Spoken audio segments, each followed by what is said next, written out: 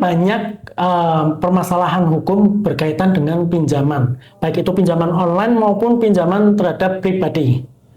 Meminjam itu lebih galak ketika ditagih gitu kan. Nah, itu kan implikasi lain begitu kan. Tapi Salam, selamat datang di podcast Melek Hukum, obrolan santai tentang peristiwa hukum. Pak Budi, kembali lagi.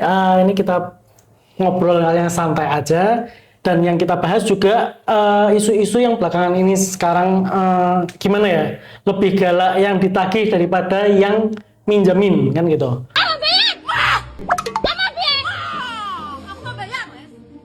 Kira-kira orang yang berkaitan dengan pinjaman ini apakah, karena kan nominalnya itu nggak besar gitu, nominalnya ya 10 juta bahkan di bawah itu gitu. Nah, ini apa upaya hukum yang bisa dilakukan oleh mereka gitu? iya, memang sekarang ini apalagi sekarang ada pinjaman online betul. gitu ya, yang nilainya 2 juta dengan hanya sekedar mengupload KTP dan KK begitu, kemudian terjadi sebuah proses pinjamannya langsung duit cair begitu, kemudian tapi persoalannya kan kemudian terjadi ketidakmampuan bayar. Sebenarnya ada berita misalnya orang sampai gantung diri karena pinjaman online atau pinjol begitu. Nah, kalau kita bicara dari konteks hukum ya memang kan sesungguhnya perjanjian pinjam meminjam ini, hutang piutang ini kan masuk dalam ranah perdata begitu kan. Artinya apa? Artinya ketika seorang menyatakan membutuhkan sesuatu, kemudian mengambil sesuatu, meminta sesuatu kepada orang lain, itu kan ada, kalau dalam Islam sangat jelas sekali, antara din minkum gitu. Artinya berdasar kesepakatan begitu kan. Artinya kesepakatan itu nah, kalau dalam Islam lagi, hukum Islam sebenarnya sudah mengatur itu. Harus antara minkum dan fal yaktub, maka ditulislah. Nah, persoalannya kan sekarang enggak. Nah, di dalam masyarakat kita kan, apalagi antara sesama kawan yang sudah akrab begitu kan, peminjam-peminjam yang nilainya ya kecil sekali begitu. Artinya kecil itu kan dalam kaitannya dengan nilai mata uang begitu.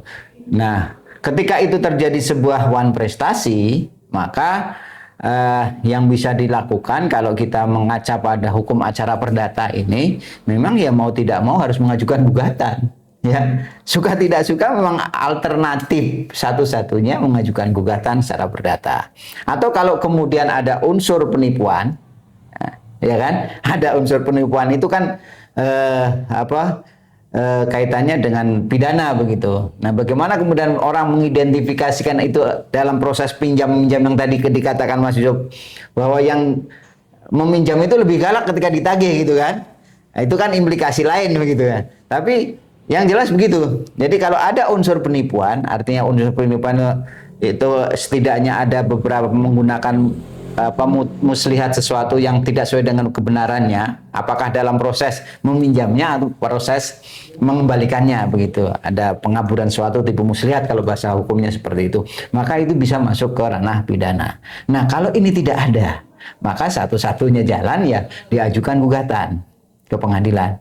Nah, kita patut berbangga begitu karena ternyata di dalam hukum acara kita yang sedemikian sejak zaman dahulu kala ini, ternyata mulai tahun 2015 itu Mahkamah Agung sudah mengeluarkan sedikitnya panduan beracara kaitannya dengan gugatan sederhana. Artinya gugatan sederhana ini adalah gugatan yang dinilai dengan nilai gugatannya. Di dalam gugatan kan mesti ada di situ jumlah kerugian yang ditimbulkan dari proses kejadian perbuatan melawan hukum itu. Ada istilah peraturan Mahkamah Agung ya. Di tahun 2015 itu kaitannya dengan penyelesaian gugatan, kaitannya istilahnya gugatan sederhana. Di mana di situ ada batasan waktunya. Kalau tidak salah di tahun 2015 itu dibatasi maksimal penyelesaian adalah 25 hari. Dan terakhir ada pembaruan lagi dari perma itu, ada di tahun 2019 disebutkan hanya berkaitan dengan penambahan jumlah saja, bahwa terhadap sebuah peristiwa hukum kaitannya dengan di situ dijelaskan gugatan sederhana itu hanya berkaitan dengan perbuatan melawan hukum atau cedera janji wan prestasi yang nilainya tidak lebih dari 500 juta. Artinya apa? Artinya kalau pinjam meminjam yang secara sederhana sampai dengan batas nilai 500 juta rupiah, sekarang bisa digunakan dengan menggunakan metode penyelesaian dengan mengajukan gugatan sederhana di pengadilan. Itu alternatif perdatanya. Nah, kalau ada pidananya, artinya ada tipu muslihat dalam proses itu, ya silahkan menggunakan jalur pidana. Dan dengan kebaruan KUHP dan KUHP kita, ya KUHP kita dan di situ ada restorasi. Restorasi bukan tidak mungkin dengan model seperti itu, ya kan? Kita mengadukan atau melaporkan, kan di situ ada kepada polisi peristiwa hukum tanpa menyebut bahwa ini adalah penipuan atau penggelapan, kita sampaikan saja kepada bahwa kita menduga ada sebuah proses perbuatan melawan hukum atau tindak pidana terkaitan dengan pinjam-pinjam tersebut, begitu kan? Nah, biarkanlah mekanisme restorasi itu diberlakukan oleh aparat penegak hukum kita. Persoalan kemudian ke belakang bahwa ketidakmampuan bernegosiasi dalam restoratif tersebut itu persoalan yang lain. Tetapi kalau bicara dari sisi hukumnya, dua hal yang bisa dilakukan kaitannya dengan penyelesaian pinjaman-pinjaman yang di bawah 500 juta tersebut. Artinya selain mungkin tadi ya, kalau memang pinjam-minjam ini ranahnya adalah keperdataan. Ya. Tadi bisa juga ketika ada tipu muslihat atau ada niatan untuk menipu, itu bisa jadi kan masuk ranah pidana untuk penipuan ataupun penggelapan ya. Nah, bisa nggak Pak kalau pidananya ini ketika nih pinjaman sudah berjalan dan sudah jatuh tempo dan ditagih, ya tadi yang saya sampaikan lebih galak nih, bahkan membawa senjata tajam untuk mengancam, itu juga bisa masuk ke ranah pidana lain nggak? Iya, akhirnya kan bertambah. Makanya di dalam laporan yang diajukan kepada aparat penegak hukum di situ berkaitan dengan pidana lain juga, misalnya ada pengancaman, kemudian kalau sampai pada perusakan, atau bahkan kalau yang sekarang kan kemudian peristiwa misalnya menagih itu kemudian di live kan melalui media sosial, bukan tidak mungkin masuk ke ITE begitu kan. Artinya apa? Artinya sesungguhnya ketika kita yang pertama dalam hukum pinjam-pinjam itu adalah pinjaman harus dikembalikan. Sampai kapanpun kan seperti itu. Nah, bahwa kemudian terjadi peristiwa-peristiwa lain, misalnya sampai kepada hukum pidana tadi, maka itu bukan tidak mungkin membuka peluang untuk perkara yang lain, artinya peristiwa pidana yang lain. Nah, dalam konteks pidananya berkaitan dengan penipuan penggelapan tadi, dalam konteks restorasi dasip sangat mungkin diselesaikan di tingkat penyidikan. Artinya tidak sampai harus ke pengadilan. Ini kebaruan hukum kita yang kemudian bisa kita pahami. Tetapi dalam konteks pinjam-pinjam hukum perdata, maka upaya gugatan sederhana ini yang bisa dilakukan. Dan secara teknis nanti bisa saja kemudian apakah secara langsung kalau di dalam perma tersebut bisa saja langsung datang ke pengadilan menyampaikan maksudnya, nanti akan diterima oleh pengadilan, kemudian akan dilayani oleh kepanitraan di situ bahwa misalnya sudah nilainya sudah jelas kan ini di bawah 500, sampaikan saja kepada pengadilan. Apakah kalau sekarang ada istilahnya secara elektronik begitu, pendaftaran elektronik, bisa saja langsung di situ. Nanti dalam kurun waktu 2-3 hari panitia akan menyampaikan itu bahwa masuk dalam kriteria gugatan sederhana, kemudian segera ditunjuk oleh hakim, ya, ketua pengadilan menunjuk hakim tunggal untuk memeriksa apakah ini ada pemeriksaan pendahuluan begitu kan, apakah ini masuk kriteria itu tadi di perma tadi ya, bahwa nilainya di bawah 500 juta, kemudian pihaknya satu domisili, kemudian pembuktian sederhana. Itu. Yang jelas tidak ada bantahan. Pembuktiannya nanti ketika misalnya terjadi begitu ya, ketika proses pendahuluan di proses persidangannya nanti, ketika kemudian hakim tunggal menyatakan dalam proses pembuktiannya ada bantahan, ada eksepsi, ya kan? Maka kemudian hakim tunggal yang memeriksa ini atau pembuktiannya lebih rumit begitu, maka kemudian hakim tunggal yang memeriksa ini bisa menyatakan bahwa perkara ini bukan pemeriksaan gugatan sederhana, kemudian dilakukan penetapan, ya kan? Setelah penetapan itu, jangan khawatir duit panjar pembiayaan bisa dikembalikan lagi, artinya diterima kembali oleh pengaju atau penggugat yang mengajukan gugatan sederhana karena penetapan hakim menyatakan bahwa gugatan yang diajukan bukan termasuk gugatan sederhana. Karena ini kaitannya sama gugatan sederhana tadi ya Pak. Artinya kan nilai rupiahnya itu juga nggak terlalu tinggi kan seperti itu. Nah kadang ini juga kita ini cenderung nggak pakai hitam di atas putih. Ada pinjaman-pinjaman yang cuma sekedar lisan aja. Nah itu gimana nih kalau menurut aturan keperdataan itu sebenarnya itu sudah masuk ranah keperdataan nggak? Karena ini kan cuma hanya lisan aja gitu. Ya sepanjang diakui ya. Kayak perdata itu kan tidak hanya pada bukti formal sesungguhnya, tapi kemudian kalau kita bicara ada persangkaan begitu kan. Artinya persangkaan itu kan muncul ketika dalam proses persidangan. Nah, gugatan sederhana ini dimaksudkan adalah bagaimana kemudian sebuah peristiwa pidana yang nilai gugatannya kurang dari 500 itu bisa diformulasikan, ya kan? Jadi misalnya mengajukan gugatan sederhana, diajukan ternyata para pihaknya ini tidak satu domisili, itu sudah bisa tidak ditetapkan sebagai gugatan sederhana. Tapi kemudian kalau pihaknya satu domisili dan kemudian memang fakta pembuktiannya jelas, artinya misalnya setidaknya begini ya, kita formulasikan misalnya ada utang piutang yang secara lisan begitu. Misalnya secara lisannya, kemudian pada saat menagih menggunakan WhatsApp. Nah, terjadi percakapan di WhatsApp tentang materi hutang tersebut. Bukan tidak mungkin. Itu sebagai bukti di persidangan bahwa ini perkaranya sederhana, tidak pakai bukti tertulis, tapi bukti dari percakapan WhatsApp dijadikan bukti ke ke hakim pemeriksa, ya, hakim tunggal tadi untuk menyatakan bahwa ini sederhananya di sini loh Pak. Akhirnya kan nanti kemudian ada proses, ya, ada proses kaitannya dengan kan pemanggilan kan proses persidangan seperti itu kan perdata walaupun sederhana memang dibatasi 25 hari begitu kan. Nah, ketika proses pemanggilan para pihak ini, yang jelas yang pertama ketika sidang pertama 7 hari ya, 7 hari sidang pertama tidak hadir, maka dianggap gugur kalau penggugatnya tidak hadir. Nah, kalau kemudian si tergugatnya tidak hadir, bisa saja kemudian diputus per stek dalam 25 hari tersebut. Artinya putusan per stek ini bergantung pada pembuktian tadi kan, kesederhanaan pembuktian tadi. Tapi kalau kemudian hakim menganggap bahwa ini bukan termasuk gugatan sederhana, ya akhirnya diputus tidak diterima gugatan sederhana tadi, bukan pada pengabulan begitu ya, pengabulan putusan begitu kan. Kemudian pertanyaan selanjutnya, bagaimana jaminannya, garansinya gitu kan?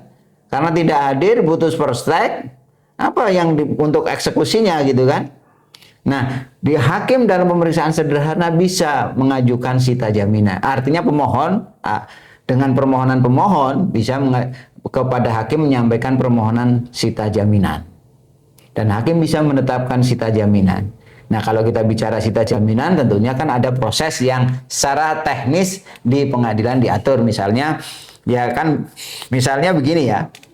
Orang yang berhutang atau 10 juta ya kan kurang dari 500 begitu kan. Nah, kemudian kan bisa saja ketika proses penagihan dan lain sebagainya terjadi proses yang sedemikian rupa hingga, dan biasanya kan 10 juta itu tidak terjadi sekali dua kali atau dalam kurun waktu yang dekat begitu, setahun 2 tahun. Kan bisa saja kemudian istilahnya diperhitungkan untuk menilai, ya kan?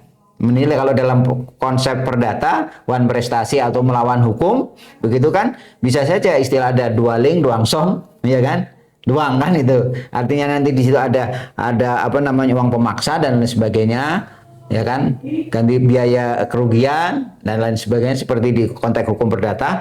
Maka disitulah ya bisa kemudian untuk menjadikan nilainya itu tidak pure, ya kan, pure dari nilai pinjamannya, ya, konsep tadi, konsep perbuatan melawan hukum.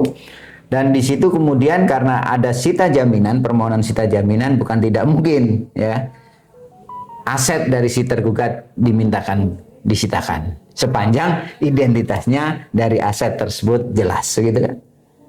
Dan itu kalau dalam gugatan sederhana berlaku kurun waktu 25 hari. Proses itu selesai. Bahwa kemudian setelah penetapan ada proses eksekusi ya sesuai dengan hukum acara perdata yang berlaku kaitannya dengan eksekusi begitu. Baik, jadi kalau khusus untuk eksekusinya tetap berlaku hukum perdata sebagaimana Iya. itu ya. Tapi kalau putusannya kaitannya dengan putusannya itu adalah ketika putusan PSGS gugatan sederhana ini tidak ada upaya banding ataupun kasasi, tetapi langsung berupa perlawanan atau keberatan begitu, keberatan. Nah nanti akan diperiksa juga proses itu. Jadi tidak ada proses hukum upaya banding kasasi, hanya keberatan saja begitu. Nah kemudian ketika putusan yang berkekuatan hukum tetap itu, di situ ada batasan waktunya juga untuk melakukan unmanning ataupun eksekusinya. Artinya apa? Artinya sesungguhnya kalau kita bicara tentang gugatan sederhana terhadap persoalan wan prestasi ya, utang piutang atau perbuatan melawan hukum yang nilainya di bawah 500 juta berdasar Perma nomor 4 tahun 2019, maka sesungguhnya sudah tercukupi untuk bagaimana mekanismenya. Dan itu artinya masyarakat tidak perlu lagi takut dan ragu untuk ya setidaknya ketika menghadapi persoalan-persoalan seperti itu ya jalan-jalanlah ke pengadilan begitu kan untuk konsultasi atau kantor-kantor hukum begitu kan. Kantor hukum yang menyediakan jasa-jasa bantuan hukum dan lain sebagainya untuk berkonsultasi kaitannya dengan yang sangat sederhana itu. Jadi sangat terbuka sekali, bahkan kalau di pengadilan kan sudah ada pos vakumnya dan lain sebagainya. Artinya apa? Artinya negara sudah menjamin sesungguhnya bagaimana mekanisme penyelesaian hukum baik perdata maupun pidana kaitannya dengan persoalan-persoalan yang dalam tanda kutip remeh-temeh begitu ya, kecil-kecil sekali begitu nilainya. Ya, baik, artinya negara sudah mewadahi bagi mereka pencari kepastian hukum tadi, ada ruang untuk mereka mencari mendapatkan haknya kembali ya, dengan cara yang lebih sederhana tadi.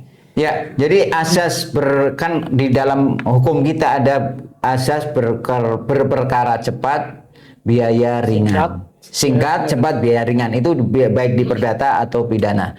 Nah, di dalam perdata kaitannya dengan penyelesaian perkara-perkara yang nilainya di bawah 500 juta, saat ini sudah ada proses atau proses yang tersendiri yang lebih khusus dan bisa dikatakan cepat dan berbiaya ringan. Nah, kalau ringan dan tidaknya ini karena tiap-tiap pengadilan berbeda-beda. Ketika misalnya pemanggilan saja, begitu kan biasanya melihat dari wilayah-wilayah yang akan dipanggilnya. Nah, kenapa di dalam gugatan sederhana dibatasi dalam satu domisili hukum ini? Karena memang di situlah kaitannya dengan biaya cepat, biaya ringannya di situ. Artinya tidak mungkin kemudian dengan proses biaya ringan ya. Artinya standarkan misalnya di perdata itu kan harus diakui bahwa biaya itu muncul karena untuk biaya panggilan sidang gitu kan. Tapi sekarang kan sudah ringan lagi karena apa? Ada ekot dan lain sebagainya. Jadi sesungguhnya dalam hal biaya ringan ini setidaknya dengan GS ya, permohonan GS itu, pemeriksaan gugatan sederhana ini sudah memberikan jembatan atau jalan penyelesaian perkara-perkara yang di bawah 500 juta. Baik. Mungkin ini yang bisa kita sampaikan untuk podcast kali ini, Pak. Ya.